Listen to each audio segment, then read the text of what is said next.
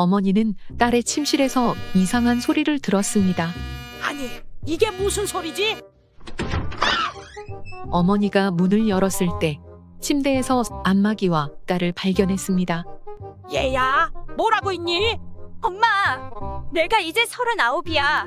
왜 노크도 없이 방문을 마음대로 열고 그래? 다 큰 기집애가 지금 뭐 하는 짓이니? 남사스럽게. 엄마, 난 아직 시집도 못 가고 엄마랑 여전히 집에서 살고 있어. 나도 외로울 때가 있다고. 시집이나 가! 이거 사! 궁상 떨지 말고! 나는 남자친구도 없는데 이 안마기를 남편이라고 생각하고 가끔 위로받는 게 뭐가 나빠? 눈이 높아서 의사 변호사급만 찾더니 이제 겨우 안마기하고 사귀는 거니? 내 형편을 좀 이해해줘. 다음 날 밤 아버지는 딸의 침실에서 이상한 소리를 들었습니다. 아니, 이게 무슨 소리지?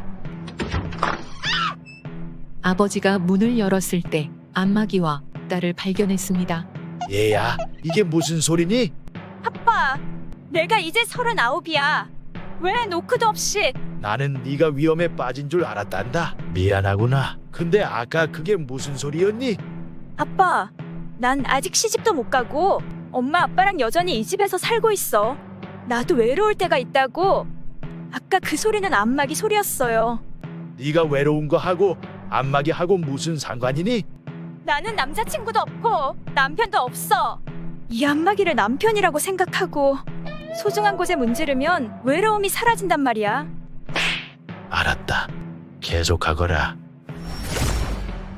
다음 날 어머니는 거실에서 또다시 이상한 소리를 들었습니다. 아니, 이게 무슨 소리지? 남편이 거실에서 진동 컨트롤러로 게임을 하고 있었습니다. 여보, 지금 뭐 하는 거예요? 남편이 말했습니다. 사위하고 게임 한 판 하고 있어.